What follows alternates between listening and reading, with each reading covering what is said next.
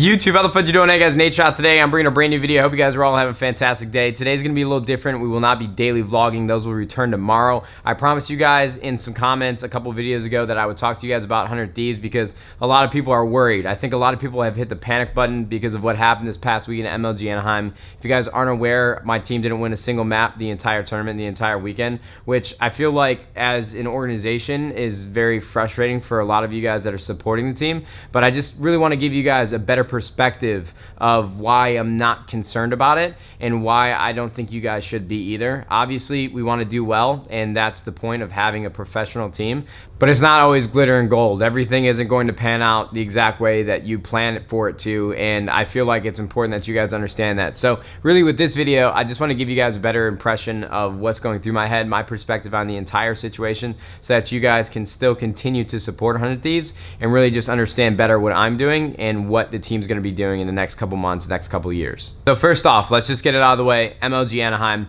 My team didn't win a map. We talked about it briefly. And honestly, with my experience as a player, I'm not too concerned. Sometimes you just have tournaments where things don't go well. And obviously, roster changes need to happen. Without a doubt, they need to happen. Obviously, if you physically did not win one single map, there is a problem. And me being a player, now an owner, I have a terrible outlook on it. Something that a lot of you guys won't agree with. My true belief is that if a team is not working out in like the first week of them actually playing together, that team will never work out. That's why when I was competing on Optic that we had so many different roster changes, because I knew that there was a formula. I knew that there were types of players that I needed to play around me so that we can win. And eventually we got to that point, but there were a lot of roster changes in between. And I think a lot of you guys are under the impression that we need to make a roster change right now. And I want to let you guys know that we are physically not able to. And it sucks that I'm making this video because I don't want to denounce the guys that are playing for my team right now, but obviously things aren't working out. Like, I'm totally aware of that. It's very clear and apparent, but I physically am not able to make roster changes because of the rules of the Call of Duty World League. It states that you need to have 2 original members from the team that qualified on the teams at all times. Now, I'm not saying that Royalty and I'm not saying that Nelson are the problem. That's like not what I'm inferring. I'm just letting you guys know that I'm not allowed to make roster changes. So that's just kind of the situation that we're in, and I'm fully behind my team of 4 right now. And if anything changes with the way that I think the team should be ran, or if anything changes with how I think 100 Thieves should be represented by a Call of Duty team or any team in general, I will let you guys know without a doubt. The next thing I wanted to talk about was actually the tweets that I made from the 100 Thieves Twitter account because I made a mistake, and I want to be completely transparent when I tell you that I do believe that I made a mistake. So to be honest with you, I was trying to go like the comedic route on the Twitter account. If you guys actually look at the 100 Thieves account, you'll see what I'm talking about. So really what I want to say is, I guess from my perspective, being the owner, I really wasn't panicking. Like, I really was not concerned about the team not winning a map, but I feel like that definitely devalues the stock that you guys might have in supporting the team. Like, obviously from the outside looking in, if you're looking at me as the owner and I'm not taking the team serious, then why would you take your support and just kind of fandom of the actual organization serious? Next, I think it's kind of shitty for me to talk like that and tweet like that from the account when I have 4 players who put everything out in the line and things unfortunately didn't work out, and it might seem to them that I'm kind of just treating them as a joke and their careers as a joke. From my perspective, when I actually made those tweets, that really isn't the case. I guess the best way I can explain it to you guys is I'm really, really good friends with the players, and for me, like, I just really wasn't upset that they didn't win. And honestly, I don't want to spill overcried milk. Like, there's just no point in doing it, and there's no point in dwelling on it. But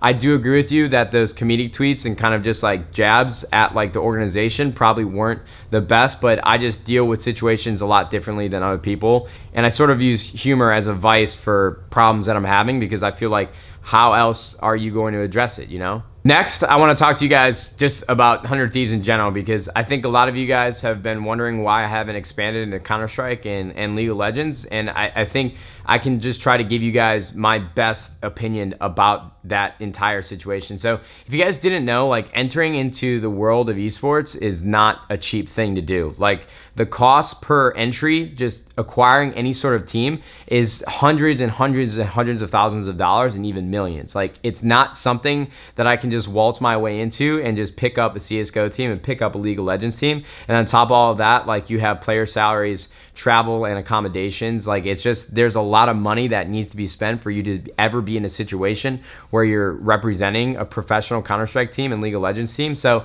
I think since this just started and it's a brand new thing, I just want everyone to have realistic expectations of what it can actually be and where it can go, because it's just going to be like a really elongated timeline. Like, it's not something that's going to happen overnight. It physically isn't able to happen overnight. The same thing with making team changes. These are things that take time. And I think a lot of people's opinions on the internet are so short term. And I think it's very important that we really understand like the scale of which this needs to grow and the timeline that we're actually on. Like, I know I might sound like a broken record repeating myself. It's just the reality of the situation. It's the reality of starting and owning an esports organization. Like, these things don't happen overnight. Like, I don't have millions of dollars to just throw at the situation and hopefully it works out. Everything that I'm doing and everything that I plan on doing is very strategic, because I don't want this to be something that is just like a pitfall of money and then doesn't pan out the way it's supposed to. And like 5 years down the road, I just regret what I did.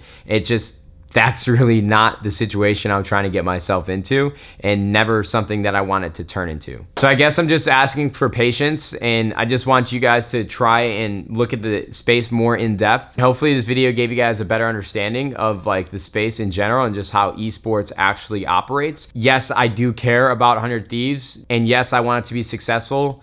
And no, I don't think it's a joke. I just handle things differently than probably some of you would have. So I actually went back, edited, and watched this video before I did my outro in case there were things that I wanted to touch on that I didn't get to in the video. So let me just summarize the things that I feel like I just want to convey to you guys before this video ends. One, the Call of Duty team, I want it to be successful. I just want you guys, like I said throughout the entire video, I need you guys to be realistic with the timeline, because Rome wasn't built in a day. In general, that's just the perspective that I'm having on the team and the roster, and that goes without saying for the entire organization and anything we do. Just know, Rome wasn't built in a day. These huge organizations that you guys know and love and follow today didn't happen overnight, and it's just not the way that it can happen. Like, it's just not able to. So hopefully this video gave you guys a better understanding of what's going through my head. I appreciate anybody that supports the team. I appreciate anybody that supports me. If you guys have love for 100 Thieves, I've got love for you. Just know that I am taking it serious and I want it to be successful. It's just a matter of time, and we just all have to be patient. So if you're still here from day one,